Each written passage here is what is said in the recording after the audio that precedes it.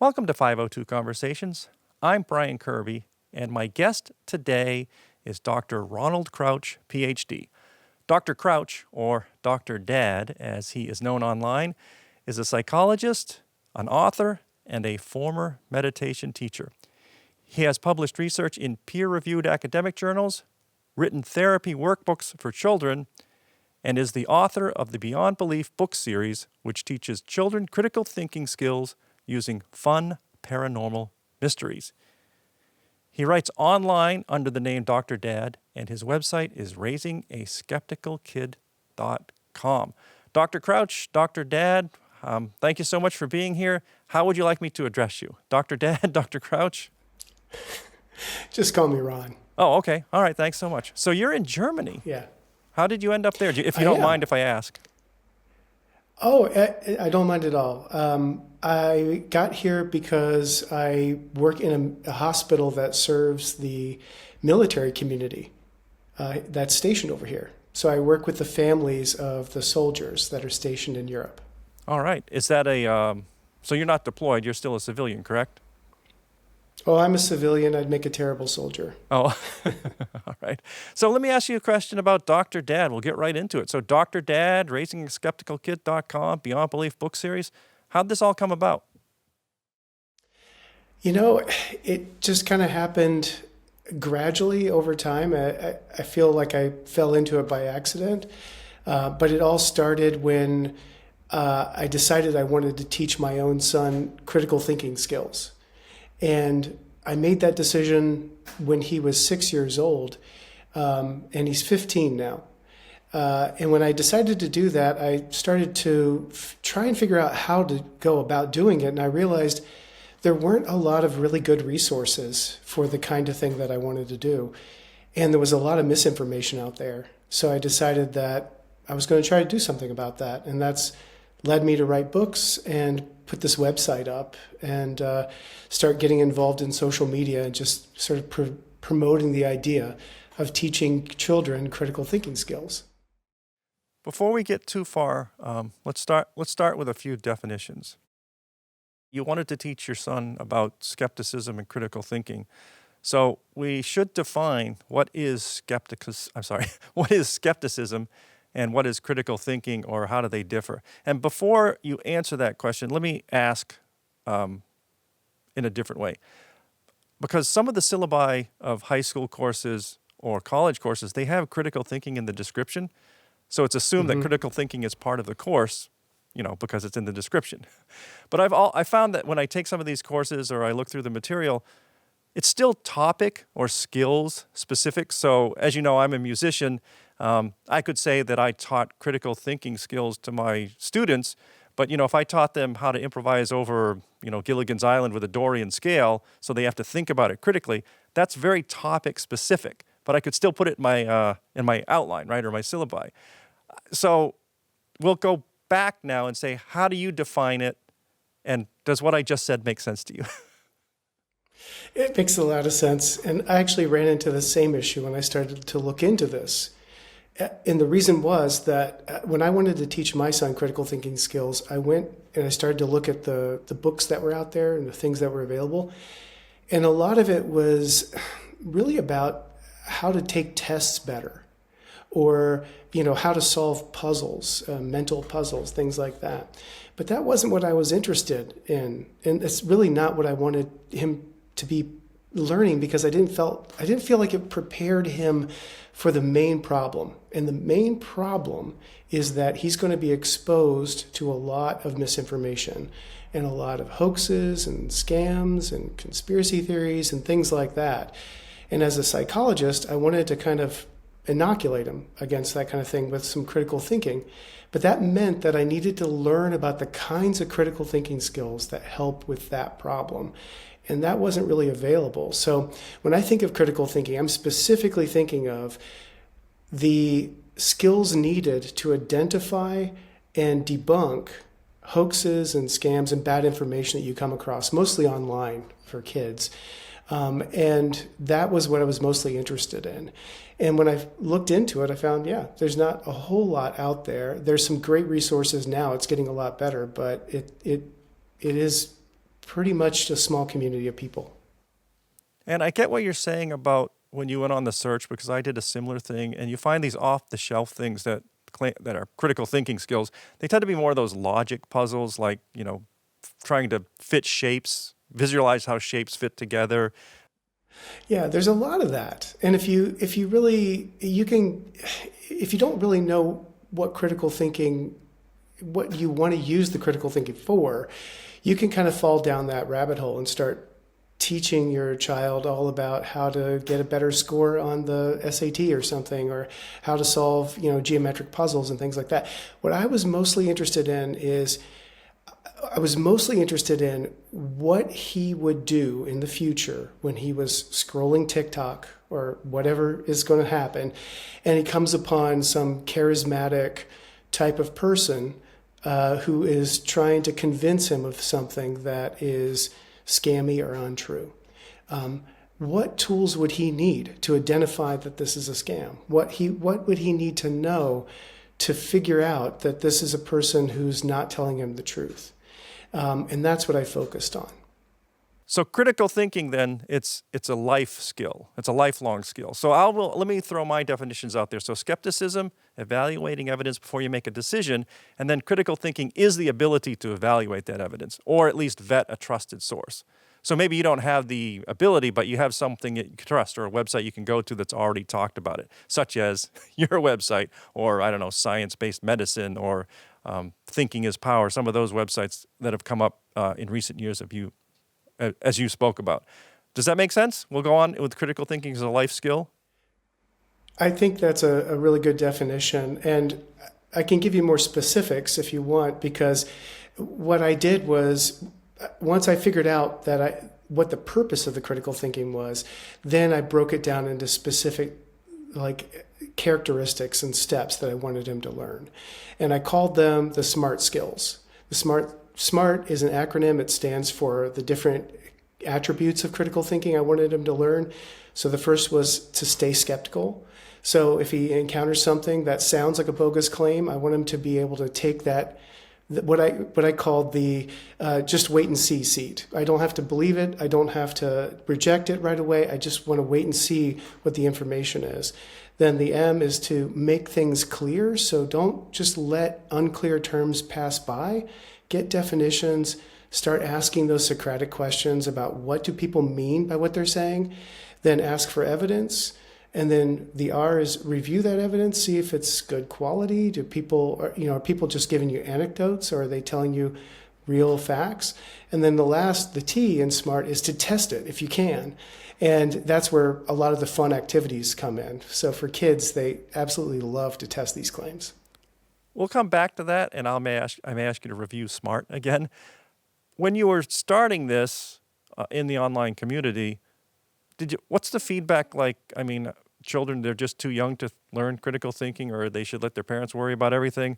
And also, I think, you're going to take all the magic or the wonder out of being a kid. You've heard all that, right?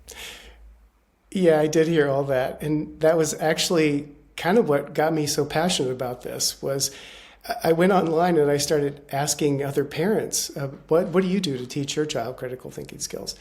And I can't remember what forum it was, but I went onto a parenting forum and I started posting about, hey, please share your critical thinking activities. I'd like to teach my son about this. And I got so much blowback, and there was such a huge argument among parents about whether or not that's even something you should be doing with your child. A lot of people thought it would kill the magic of childhood to teach them critical thinking skills, or that they couldn't do it at all.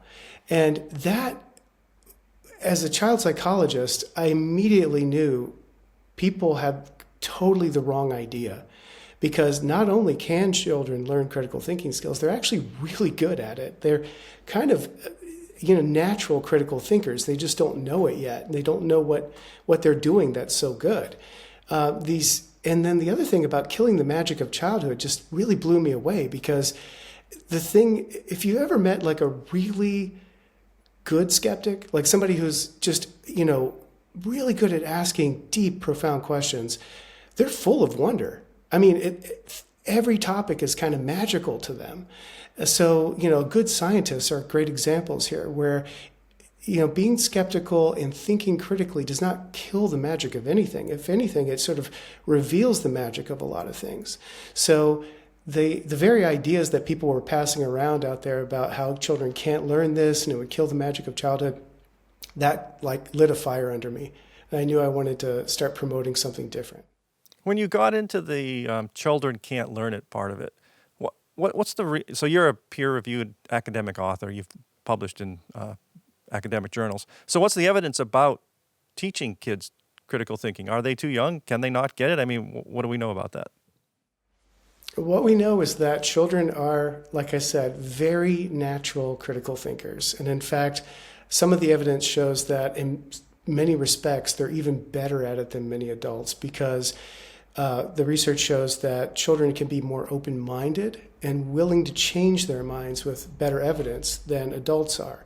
And then there's some evidence that shows that children as young as 3 years old can begin to identify when a person is a trustworthy source of information and even begin to discount the information that they're giving based on the trustworthiness. So the children are much better at this than many people think. And the research shows that not only can children learn these things, but in many respects, they have a lot to teach us. Well, that's amazing. As young as 3, they can start to recognize a trustworthy source. I was going to ask you, is there a minimum age that you can start these activities, or is it just a matter of adjusting the activity to the age?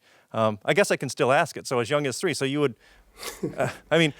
you started with your son when he was very young, so you don't start right away with some dramatic activity about some big science experiment. I imagine you adjust the activity to the age? Absolutely. Yeah, when they're very young, so like toddlers, right? So 3 years old, 4 years old, 5 years old. The thing that I would recommend parents do in those cases is just play with your child. And while you're playing, all of the elements of good critical thinking are going to happen spontaneously during the play. They will. Your job as the parent is to identify when that happens and then name it and reinforce it. So if a child starts asking why questions, if they start questioning you about something, let them know that's great. You want evidence. You're asking questions. I like that. That's awesome. Get really excited and get them excited to think of themselves as somebody that asks good questions. And that's a really good foundation and base for getting them better and better with critical thinking skills. And then as they get older, then you can start to do things that are a little bit more targeted toward specific critical thinking skills. The thing that I recommend the most, and this worked for my son, and I think it works for a lot of kids, is just focus on really spooky things. That's the thing that is the best for inoculating kids, because these are relatively harmless paranormal type beliefs that most kids have, and so like ghosts and things under the bed and urban legends and all these kinds of things. Kids are fascinated with this stuff. And then you can begin to, see about how could we test that? Why do people believe that? What do you think? And after a while, your kid will get better and better at asking these kinds of questions and staying skeptical. Work it into games or activities, then start to incorporate it into daily life. Yeah. Would you, go ahead. I was just going to say it will come up on its own. That's the thing that I would encourage most parents to think about, because what the problem is for a lot of parents, and this is what I saw with these parents who were saying that kids can't think critically and they take the magic away from childhood and all this sort of stuff, is that they're not recognizing it when it's right in front of them. So when kids are talking about, the kids are talking about some urban legend, like, oh yeah, if you look in the mirror and you say something, then, this ghost will appear or something like that. Or the Charlie challenge was one for a while that a lot of kids got into, that you can sort of like, there's a ghost that can move pencils around and things like that. It'll predict your future or answer questions. Those kinds of things happen spontaneously. When they happen, that's when you want to jump on that as a parent and say, okay, this is real. glad you're interested in this, and let's test it. I want to ask you some questions about it. I want you to ask me some questions about it. Let's get skeptical. Let's think of this thing through. Let's think like scientists about this and figure out what's really going on. And kids get excited when you do that because kids love three things. They love sugar, screen time, and adult attention. So if you give them attention for this, they're going to learn these skills. You made me think about, I think I've heard this from some magician friends, that they don't like the young audiences, right? Like birthday parties and stuff, because the kids are always trying to figure it out. Like on the spot, they will just yell out. What, maybe I have that mixed up with something else, but I think that's what I've heard. They aren't the best audiences. So I guess some people really get into it, but for other magicians, I mean, they are a hard group to work for. They're super curious, and and they're true skeptics in the sense that they're not just immediately doubting, but they're also not immediately believing. They want to know. They want to understand, right? They have that idea that I can figure this out, but I need you to explain it to me. And that in a show that might kind of ruin the rhythm of it. But for a parent who's with a kid and working on these kinds of things, it's an absolute joy when they start doing that. So let me ask you a question about that. As your son got older, did he ever catch you and say, Dad, come on, you're not thinking about this, right? I think there's something going on here. Anything ever come up like that?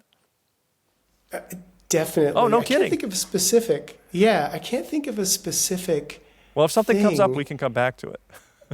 That's yeah, fascinating. but I know that it happened a few times where it was mostly about something I'd read in the news or something I'd heard, and I would share it, and he'd be like, "Oh, that's not true," and I don't think where did you hear that, and that kind of stuff, and I was like, this is another great opportunity, right? So when your child catches you doing it, then you can back up and say, "Oh, that's awesome! I'm so glad you got that," and now I'm thinking more clearly too.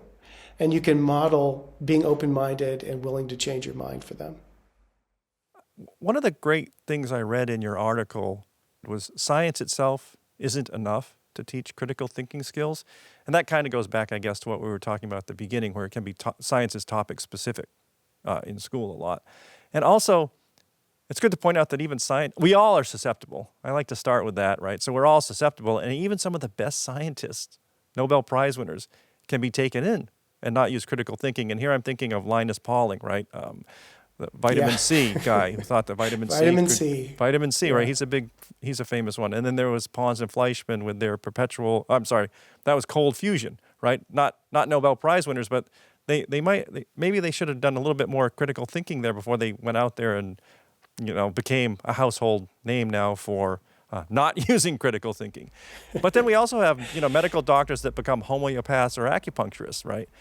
And an MD is not necessarily a scientist, but we still think of them as high-level critical thinkers. And go ahead. I was just saying that the model that most medical schools use now is the scientist practitioner model, where they're supposed to be scientists in the way that they approach medicine. And the same is true with psychology. And that we use a scientist practitioner model in our training as well. And we're supposed to be thinking scientifically about what we're doing, but there's a lot of pseudoscience and bad information in psychology. In fact, it's a field that seems to be primed for it. And when you say scientific thinking, tell me about that. So what's that mean? I mean, with me, scientific thinking, I think a scientist, there's the scientific method, right? And that's a set of skills that you can learn in school. But then there's the scientific way of thinking. And that's something more qualitative. It's not something that you can clearly measure, but it's more of an attitude. And it's an attitude that I think starts with a lot of humility, understanding that there's a lot of ways that you can be wrong. And in any given situation, when you're thinking about a problem, many of your ideas are likely to be wrong. So you need to be humble about it, and you need to let the evidence guide you and figure out what's really going on based on what the evidence is actually showing you. not what your feelings want, not what your disposition and your biases are guiding you to, not what your intuition is telling you, but letting the evidence guide you. That attitude, I think, is something that it's not something we can encourage it, we can model it, we can promote it, but ultimately it's really something that is learned through a set of values that a person either acquires or they don't. And I think you can get all the way through medical school and a lot of things and never really grasp that as a value. I want to go back a little bit when I said medical doctors sometimes, for some bizarre reason, they become homeopaths.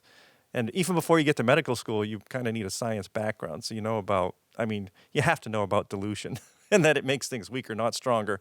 So I'll let you explain what homeopathy is in a second. But also, you're in Germany, which I think is where it started, if I'm not mistaken. So you're right there. I don't know if it's still around there. Or a lot of times these things come up in certain countries and then they fade away, but somehow they take root everywhere else. I don't know if that's the case in Germany or not. But talk to me a little bit about homeopathy, how you would evaluate that, and also about this great experiment you did with your son and hot sauce. Sure. Yeah, it actually did start here in Germany. The man that invented it, I can't remember his first name, but his last name was Hahnemann. And Samuel, right? Samuel Hahnemann. And so his idea was that, his fundamental idea was that like cures like. So if you want to cure a cold, you need to take something that gives you the symptoms of like a cold, to simplify it. And then he somehow got it into his head that actually you don't need to have the symptoms. All you need to do is take a little bit of the extract of whatever that thing is that gives you the symptoms and then dilute it and dilute it and dilute it. And if you dilute it down, hundreds of times to the point where it's actually unlikely that there's even a single molecule left of that active ingredient inside of the solution, to him, that means it's stronger than when it started. Yeah, that was his wild idea. And he had all kinds of ways of like making it sort of magical. Every time you dilute it, you're supposed to succuss it. You have to bang it and things like that. And then you dilute it again. And he had even created like a logarithmic scale to measure the dilution. He was a very, very creative guy. Anyway, homeopathy kind of swept Germany and it swept across Europe as a very modern, forward-looking medical approach. And the reason why was because at that time, most of the medicine and most of the approaches to medicine that were available were really bad. And you were a lot more likely to get more sick and experience much worse outcomes if you actually tried to seek medical care at that time. So taking basically a placebo, which was what homeopathy was actually a forward-looking alternative. That's the reason I think that it became so successful. But then what happened was, it started to develop all sorts of schools and it spread everywhere. And to some degree, it did die down a little bit here in Germany, but it's still around. And I know it's still around because when I went to go get a vaccine here at a German doctor, they gave me the vaccine and they gave me a little pill to take with it. And I asked what it was, and the doctor told me it was a homeopathic painkiller. And then I held it, I looked at her, and she said, yeah, it doesn't work, but people like it. So anyway, it's still very much available. But the main thing that I try to teach my son about it was that even though this is a popular idea and it's everywhere, and you can see advertisements for homeopathic remedies around the community here in Germany, even though it's still very much popular, it doesn't mean you have to believe it. You can actually test it. And the way that we tested it was we made a homeopathic solution of my favorite hot sauce, We called it homeopathic hot sauce. So we took my hot sauce, we put it into a mason jar, and then we succussed it, and we followed the recipe exactly like Hahnemann laid it out. And we did the dilution all the way down till we got to a little vial of what was supposed to be homeopathic hot sauce. This would be the hottest hot sauce in the world if homeopathy was real. And then I dared my son to drink it, which he did. And it was a great lesson for him that he could test these claims for himself. He doesn't have to just believe them. My challenge has been, if you're a homeopath, come to me and I will fill your car with homeopathic gasoline. If you really believe it, there's the test for you. That's wild. My wife is a stand-up comic, and she made a joke once that she tried to buy homeopathic medicine with the water that she soaked a dollar bill in, and they wouldn't take it. Exactly. It's also odd because you said you went to your doctor.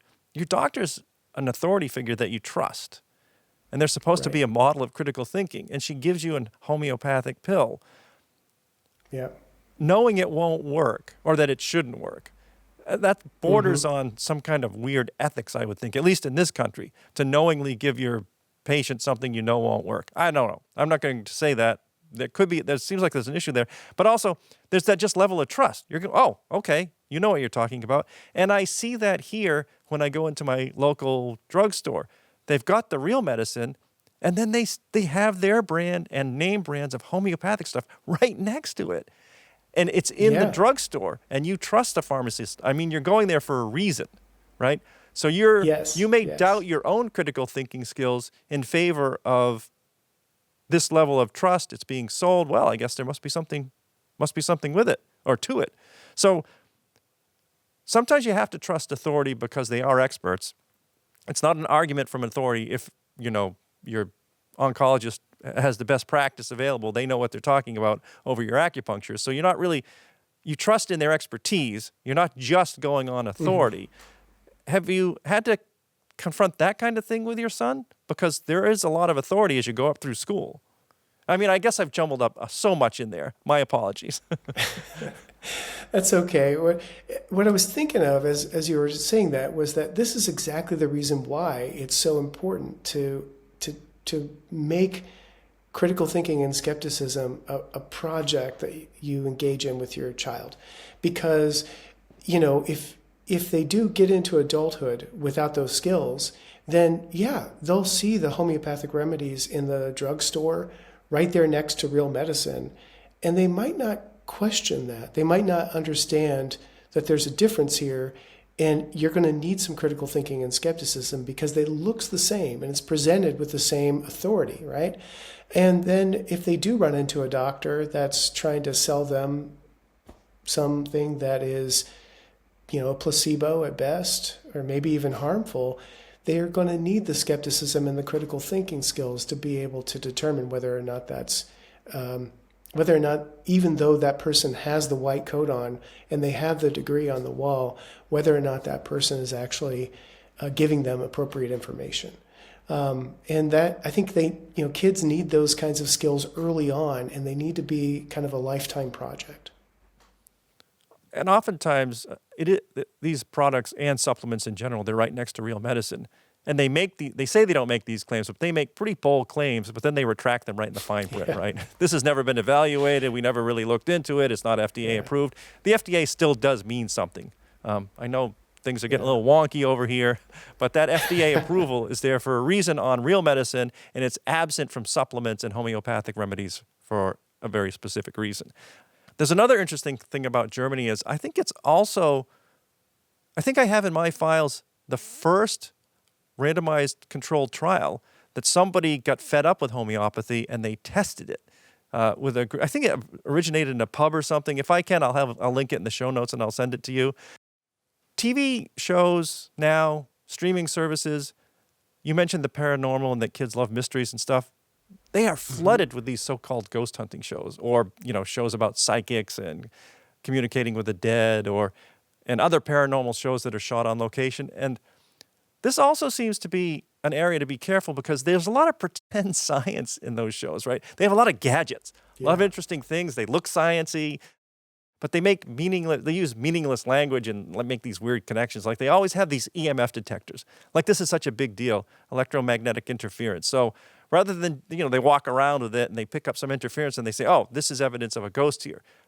It's a pretty big leap to make from like, oh, there's just some electrical interference. I mean, if anybody's ever used an AM radio and you just spin around, there's interference all over the place. But somehow they jump from that interference to equals a ghost or something paranormal. Now, those shows have to be good opportunities to apply critical thinking to claims of evidence, right? Or are they just too flashy and edited and, it's just not worth the time? I don't know. I also say that because they're the best. Oh, they are the best. There's one other caveat I have so to them. Good. They also a lot of times they'll have a token skeptic, right? And if they do something and the skeptic says, geez, that's interesting, I can't really explain that, they use, oh, okay. Well, then even the skeptic doesn't know. Like that's some kind of evidence. Okay. Right. I laid out too much. Go ahead. I was just thinking, these shows are wonderful for teaching critical thinking skills. Absolutely wonderful. They're almost like the perfect inoculation because, if you watch it uncritically, which is kind of how it's designed, then you're just going to get some weird thrills and it's going to be kind of spooky and it's fun, and it's edited in a way where it's there's a lot of jump scares and infrared and stuff, so it makes it look really funny.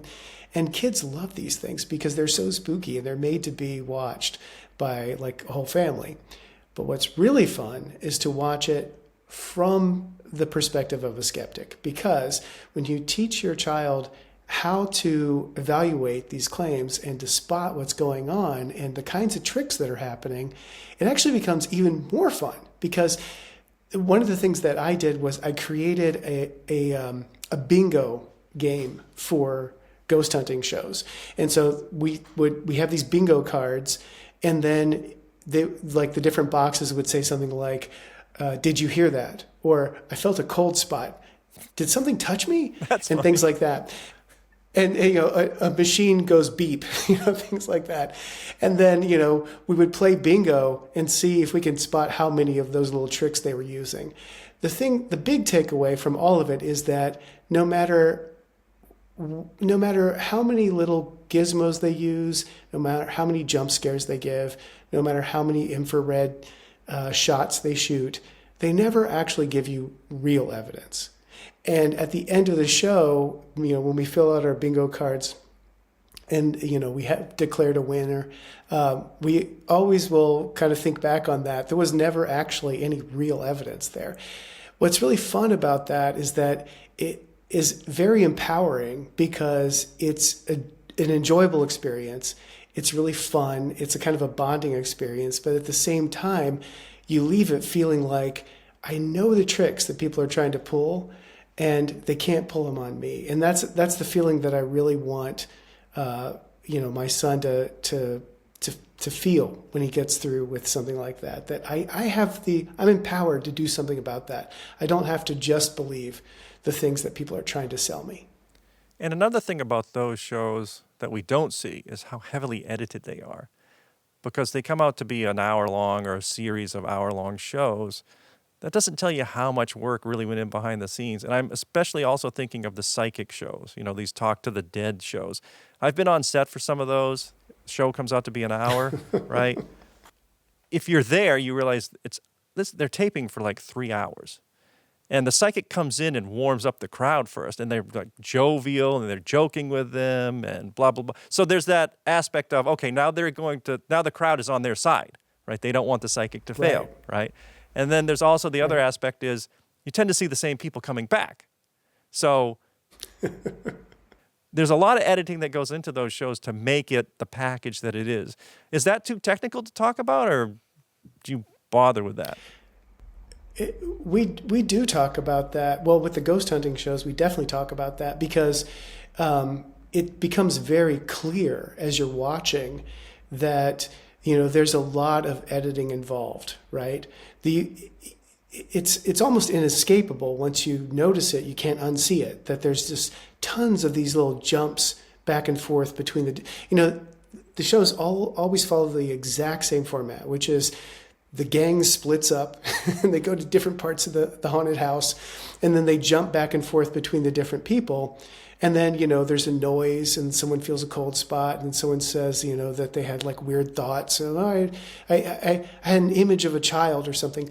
And they jump back and forth like that. And the editing, it's made to make it feel as though there's a lot of stuff happening and it's happening really fast and there's a lot of paranormal activity going on. But when you step back and you think about it, this was over the course of like a whole night or sometimes a whole weekend.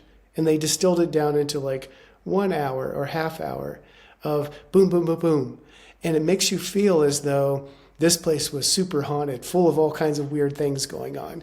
But actually it was just a lot of probably pretty mundane stuff that they were just, kind of mostly making up as they went along through the weekend and trying to make some good TV. Speaking of mundane stuff, and going back to your scientific thinking that you talked about before, one of the things these shows don't do is get the baseline, right? So it would be very interesting if when they went, I feel a cold spot here, and somebody else said, actually, we've been here for a month getting a baseline, and that area has a cold spot, so that's nothing unusual. You never hear that. And that's scientific thinking, right? We've been here, we've cataloged all the regular noises that are heard. Maybe a truck went by a mile away and that bounced the refrigerator, so there's a noise. Somebody walked up the stairs and that makes this door open because the house isn't level. That's all baseline stuff. Let's look for something paranormal. You never hear that. Right. Of course, why would you? Right. It's a TV show. Yeah, I don't think it's something that they would want to put out there, but I'm pretty sure that if you did a baseline on any of these things, if you took one of those gizmos and you just, left it like in another house across the street, it would probably ping and do lots of other things too. And just getting a baseline is something that is so fundamental to science, but it's definitely not something that I think a lot of these folks think about. Well, because they're there to confirm their biases. This is a confirmation bias festival. They're there to confirm everything that they've already thought about. So if they get a baseline, it's working against their narrative. Well, and if a ghost hunter goes across the street and gets the same readings, they'll just come back and say, this spirit is so powerful. It reaches out of this haunted location across the street. Yes. It's amazing. Yeah, that's right. This is certain proof now. That's exactly what they would do. Be like, it's haunting me now. Yeah. It's following me around. It's in my car. It's at the studio. Yeah. What are we going to do? So you've been on I know I'm in Massachusetts. We have these haunted locations, they call them. So there'd be ample opportunity to go with your child to take some skeptical field trips or critical thinking field trips. You've done that? Not here in Massachusetts, but go ahead. Yeah, critical thinking field trips are a huge part of what I promote on my website and in my books. And the basic idea is that you find a haunted spot or some place where something paranormal is alleged to be going on. And if you've got the time and the resources and you are motivated, I suggest, getting in the mystery machine, grabbing some Scooby snacks, heading out and seeing if you can, debunk what's going on. And kids absolutely love this if you can do it. It is such an exciting adventure for them to do. When I lived in Washington State before moving to Germany, we lived not that far from one of those gravity hills. It's a hill where you supposedly can roll uphill in your car.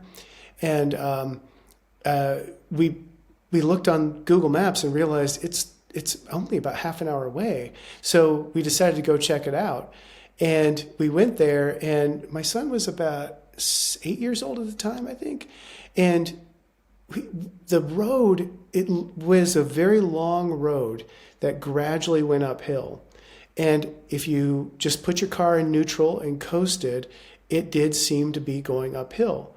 But what he figured out was that it was on this high plane, and there was all this wind that was lashing across the plane. We could literally see tumbleweeds going by. And there was no high trees. It was just like open fields for as far as you could see. And he speculated that it was actually the wind that was kind of nudging the car along. And when we were rolling, he was like, I bet if you opened the door and used it as a sail, it would go faster. So I gave it a try, and it worked. And he was just super thrilled, and he felt like the world's greatest detective that day. And in fact, we went back down into the town nearby and went to a pizza parlor, and he was like telling everybody about how he solved the mystery of Gravity Hill. Well, he made an observation, came up with a hypothesis, designed an experiment, Yes. opened the door, and when we went faster, there you go. Yeah.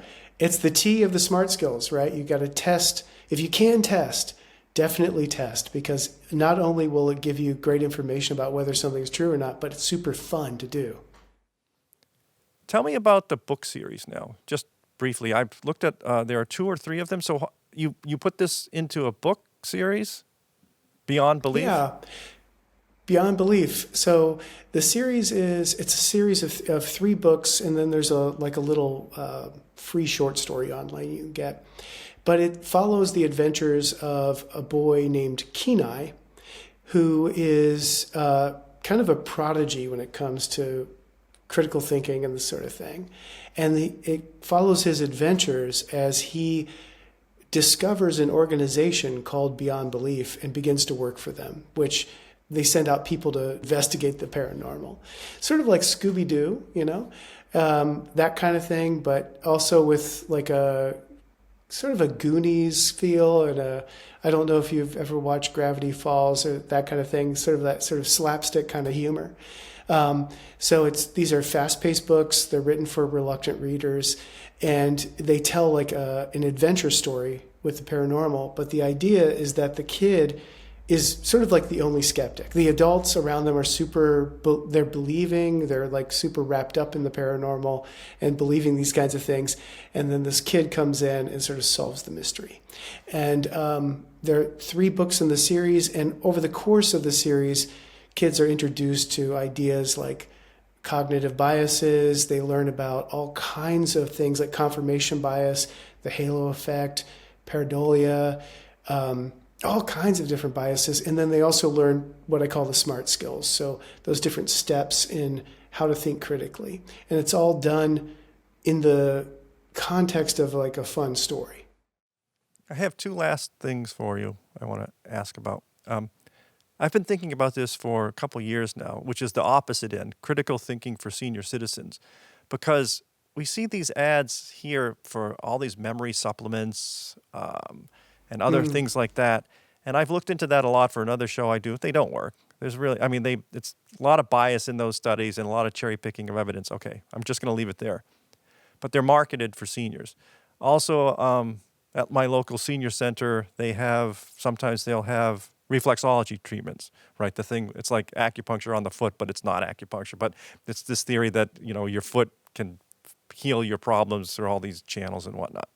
No evidence, okay. Yes. Also, sometimes they'll host a psychic to come in, which I just think is abhorrent, okay? Oh my gosh. I've been trying to think about critical thinking for seniors. Now, as a psychologist, no, you're never too old to learn, right? But you'd really have to break it down into a lot of, because I'm thinking, well, how would I start this? I'd need to go to the senior center and do like a live show, basically, and pick one thing to do, one thing to investigate, I guess? Like a supplement.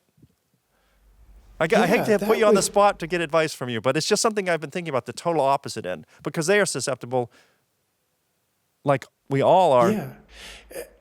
And as you're talking about this, I think it occurs to me that that is very important, because seniors are often targeted by these people that are trying to get them to, it seems like at least once a month I hear about some senior that lost their retirement savings to some scam, right? This is like thinking critically and being skeptical of people that are trying to sell you things or play on your emotions is very important for seniors. It's something I haven't thought about much, because my whole focus is kids. I'm a child psychologist, so I focus on kids. But I imagine that with seniors, a lot of the same principles are going to apply, in that if they're not in the world of thinking like a scientist or thinking like a detective or a critical thinker, if that's kind of new to them, then you would want to create like simple activities and simple concepts like the SMART skills, or some activity that would help them to identify a scam and then debunk it. There's a lot of wonderful activities that are available for kids now, but I can't think of any for seniors. Well, and that might be a really great thing to do. Maybe you could just update or revamp some of yours, because when you talked about the financial things, actually that might be a good first one. And then move. Yeah. So you get, here's how you can evaluate these financial scams when someone calls and says, oh, there's a virus on your computer. I'm from Microsoft. If you give me your credit card, I'll fix it for you, or whatever it is. And then maybe the next time you meet, do something on a supplement or something on, so that people become interested, because the financial thing I can see being a pretty big hook. Well, thanks for that. All right. And then one other idea, I want to share one more idea with you about that before we move on, because it just occurred to me that maybe one of the funnest ways to empower them here is to get them as an activity, to get them to create a scam. Like, how would you scam somebody? Like, what would it sound like? What would you do? How would it work? And once they think through that, then it's easier for them to identify it when someone else is trying it on them. All right. I'll look into that more. Let me ask you a personal question, if you don't mind. And you can just say, Sure. I don't want to talk about that. So your bio says former meditation teacher. So what kind of meditation, and is critical thinking responsible for the former, or is it totally two different things? Because it depends on what kind of meditation it was, first of all. Right. So it was mindfulness meditation, insight meditation. And so it's a very secular kind of thing, not too much woo involved, although in that world, there's quite a lot of woo. So it's, and actually that's one of the reasons, to be honest, that's one of the reasons why I stopped teaching it, was because it just became, I just felt like there was so much in that. I really loved it, but there are a lot of people in that community that are expecting magic, and they want all the supernatural stuff to be real. And it was just uncomfortable, because it was hard to feel any belonging in that community, because it was so not where my head was. And so eventually I decided, this is probably not a good fit for me. And that's one of the reasons why I left. But I still meditate, and I actually love the practice. I think it's really good for people. It's basically like, people spend a lot of time doing exercise and looking after their bodies and eating right, things like that. Meditation is kind of a similar kind of project, but it's for your mental health. All right. I ask because I used to practice transcendental meditation. I never went too far into it, so I just did the very, the basic stuff you learn. But then if you go on one of the retreats, you think, oh, this will be fun for a weekend, then they have like little booths where they're trying to sell like all kinds of like crystals, and they think like Maharishi was some kind of an incarnate god, or also then if you go up a level, supposedly you can start flying, like this yogic hopping stuff. I mean, and I'm like, come on. So maybe there's a benefit to the very basic meditation they teach if you just ignore the crap that goes along with it. It's so tricky because, there's all of that, right? There's all that world of the crystals and people claiming that they have these supernatural powers, all this wild stuff is going on. And then nested within that is some really valuable stuff. And figuring out, I guess critical thinking did play a role, because figuring out like what's valuable and what you want to take away from it, what's healthy and good for you from all of the magic and the woo, that takes a lot of skepticism, and it takes a lot of critical thinking. But there's something there if you're willing to, use your critical thinking to find it. Also, the problem is it's one of those qualitative things, right? Maybe I benefit from it somehow in some way, but I can't really put a number on it, right? Like prayer. Maybe some people benefit internally from prayer and taking a few minutes out of their day to, I don't know, do the rosary or whatever it is people do. Mm-hmm. But that doesn't extend to if you pray for someone else that's sick, they're going to get better, right? Exactly. And this is where the magical thinking comes in, is right. If it's one thing to do some kind of a practice like that and then understand that, I'm training my brain to be more compassionate. I'm training my brain to be happier, to be calmer. Like if I'm training my brain to do something, that's awesome. That's great. If I start to think that I'm then projecting that out into other people or something, that's when you start to you're pulling up your anchor of critical thinking. Now you're just loose on the ocean of woo and magic. Okay, great. Ronald Crouch, Dr. Dad, raisingaskepticalkid.com. Thanks so much for being here on 502 Conversations. I'll link your website below. The books are available through the website. There's just a lot of great information on the website itself. And anything else you want to mention that I didn't get to? I have a series of books for kids with therapy workbooks called Pixels Big Books. And so for me personally, I think that education about emotions and regulation of emotions goes hand in hand with critical thinking.